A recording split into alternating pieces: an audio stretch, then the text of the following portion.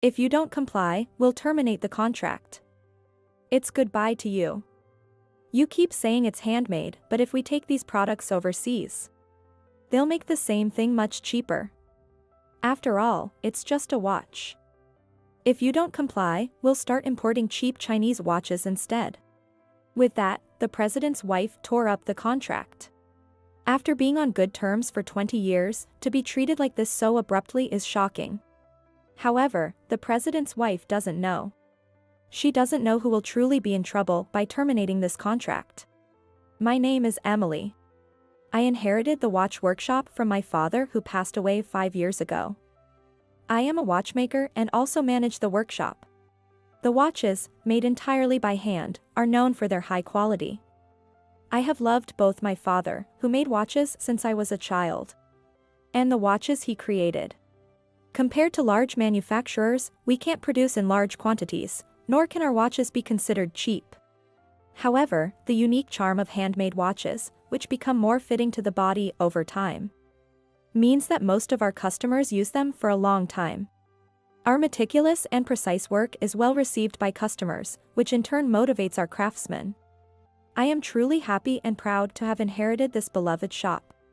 There was a shop that favored our watches for 20 years since my father's time. It is an old men's clothing store in the same district. A long-established personal store rooted in the community, with many regular customers. Targeting mainly businessmen, it sold suits and accessories. The previous president of that store was very fond of my father's watches, and even after I took over, he continued to display them in the store. Even now, whenever I see the current president, Mr. Young, he always says. Many customers come to our store specifically for Yates Workshop's watches. We're truly grateful. Our watches are sold in a corner of the men's clothing store dedicated to our brand. They have been quite popular for many years, and recently, we have been taking custom orders allowing customers to choose designs and materials from several options. However, one day, I received a sudden phone call at the workshop. The woman on the phone introduced herself as Mr. Young's wife from the men's clothing store. While I frequently met Mr. Young, I had never spoken to or even seen his wife before. Her voice sounded younger than I expected, but it also seemed rather forceful. Are you the president? Yes, I am. This is Emily Yates speaking. I have something important to discuss with you. Could I visit you now if you have some time? Now.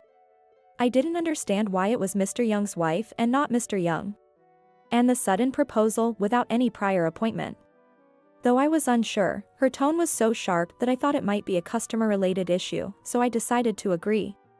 About 15 minutes later, Mr. Young's wife arrived, introducing herself as Rachel. Unlike the 60-year-old President Young, she appeared to be in her 40s and looked quite young. My husband always speaks highly of your services. And we are grateful for your continued support. We exchanged brief pleasantries, then I led her inside and offered her coffee in the reception room. May I get straight to the point?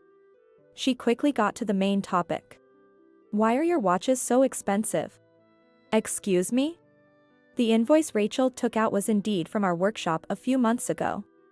Every item was at the regular price, and neither Mr. Young nor the previous president had ever mentioned any issues. But Rachel seemed dissatisfied, pointing at the prices on the invoice I held. Are these amounts really correct? She asked. What do you mean? I'm asking if you're inflating the prices by adding unnecessary processes. Is this what it means to be at a loss for words? I was stunned, staring at Rachel in disbelief.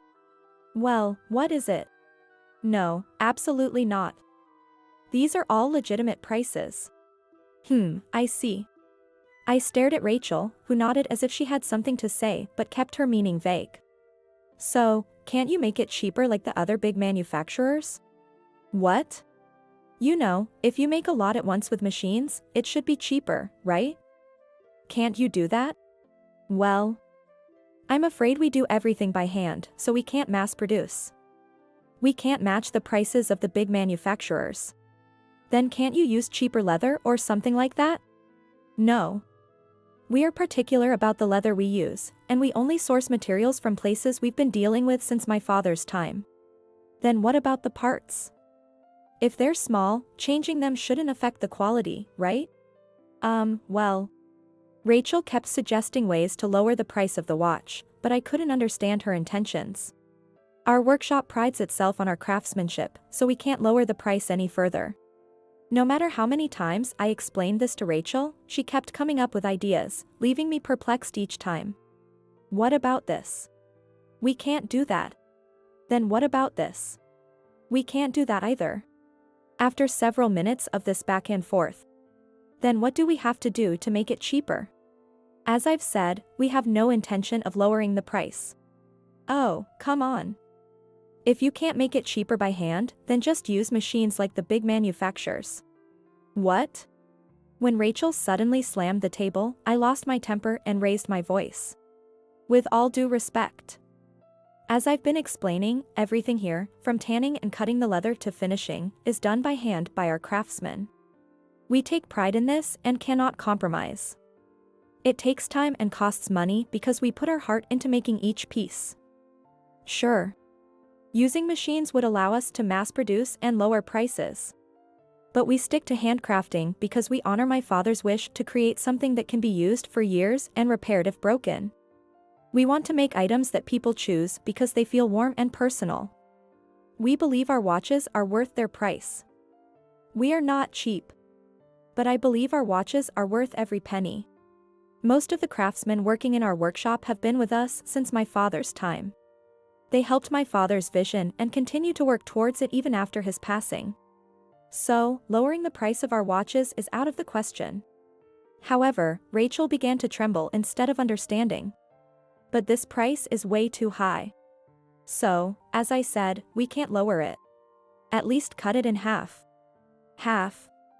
That's too much to ask. The outrageous suggestion gave me a headache. If you drop this unnecessary insistence on handcrafting, you can do it. That's impossible. No matter what anyone says, we will continue to make things by hand. Even if we could lower the price, it would only be a small gesture on our part. As soon as I firmly said it was impossible, Rachel thrust a document at me. Then let's cancel the contract. What? If you can't lower the price, we will terminate our contract with you. The document Rachel showed me was a contract made 20 years ago between the previous president and my father. But, we've had this relationship since my predecessor. It's too unreasonable to terminate the contract just because we won't lower the price. Please let me talk directly with Mr. Young. Let's discuss it. My husband is currently hospitalized and can't come here. Mr. Young is hospitalized. Is he okay? Don't worry, he'll be gone soon anyway, so it doesn't matter. What? That's why I, the next president, hold all the authority over our store now. I honestly don't know what kind of relationship the previous presidents had, but that's in the past. Now, in this recession, we have to cut unnecessary costs for the sake of the company. As a fellow business owner, you should understand.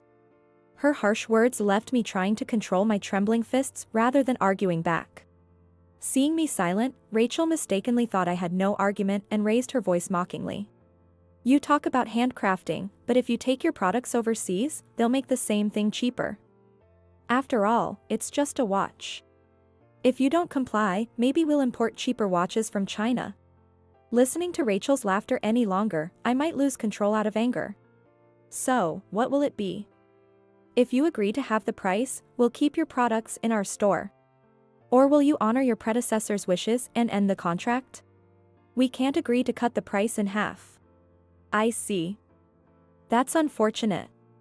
Then we'll terminate this contract. Rachel tore up the contract with a half smile and started to prepare to leave. I'm sorry too, but we can't place our products in a store that doesn't appreciate their value. Rest assured. We'll never supply our watches to your store again. That's our line. Don't say we didn't warn you. That goes both ways. Thank you for everything. As I said this, Rachel left the workshop with a big smile on her face. Dad. I'm sorry. I didn't know if this was the right thing to do, but I felt terribly sorry for my father. Rachel's words were truly harsh. However, that men's clothing store was one of our few longtime major clients. We needed to find a new client soon, or our business would struggle, just as Rachel said. One day, while thinking about this, the workshop phone rang again. The caller was the personal secretary of Mr. Young, who I heard was unwell.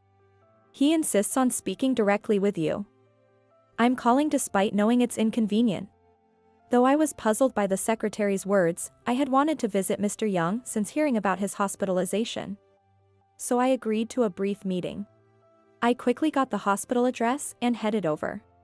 In the hospital room, I found Mr. Young lying in bed connected to many tubes, his secretary who had called, and Mr. Young's son. I calmed Mr. Young, who tried to sit up upon seeing me, handed the secretary a fruit basket, and sat down to listen by the bed. I heard from my wife. First, I must apologize for her rudeness. I am truly sorry.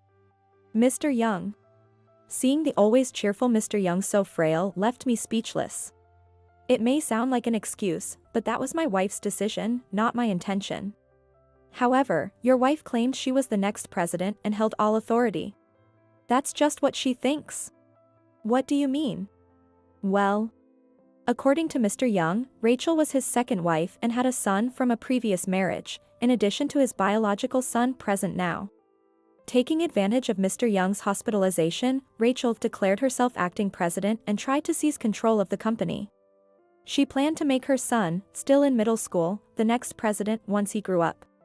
It's embarrassing to say, but I've betrayed you and your father this way. I'm truly sorry. Please, stop apologizing. It's not your fault, Mr. Young.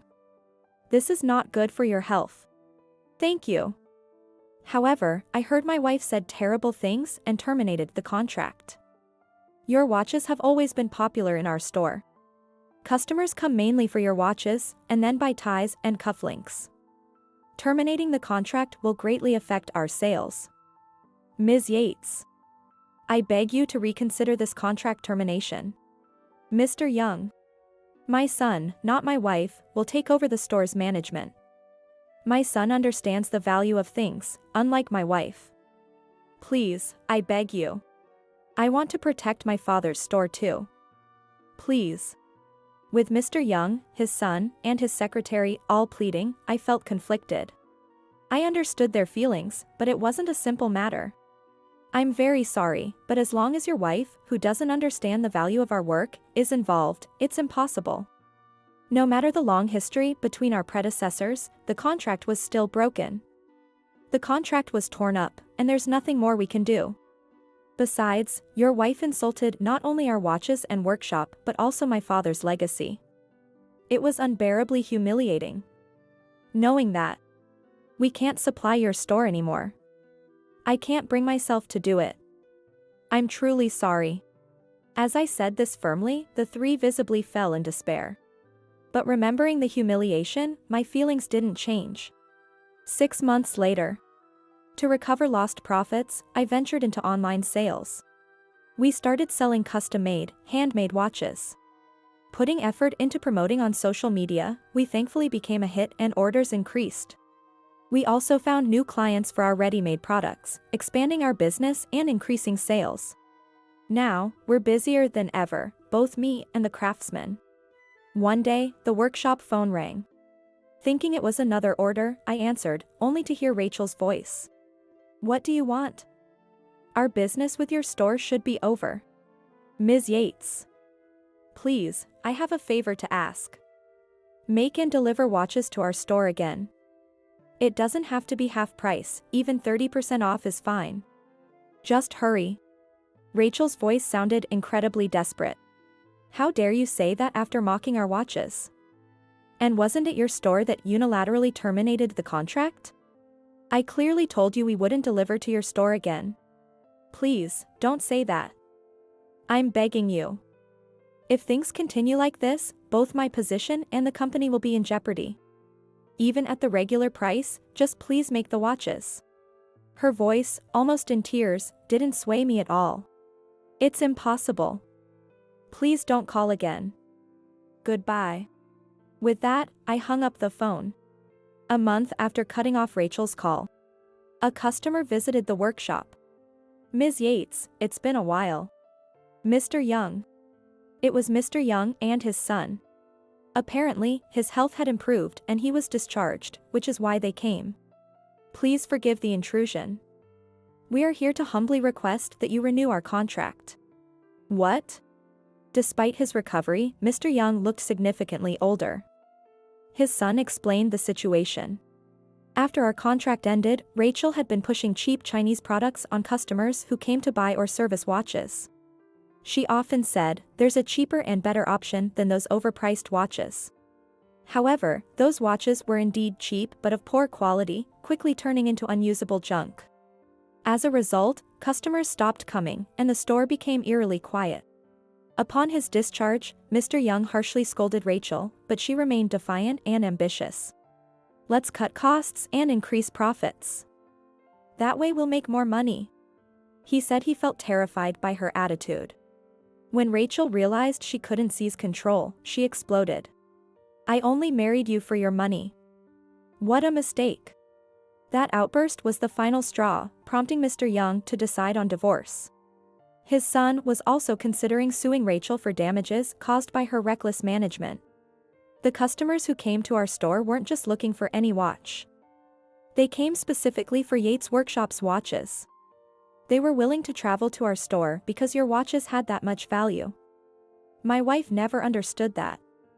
Even though we're divorcing, I deeply regret ever marrying someone like her. Mr. Young handed me the contract documents and left, asking me to reconsider.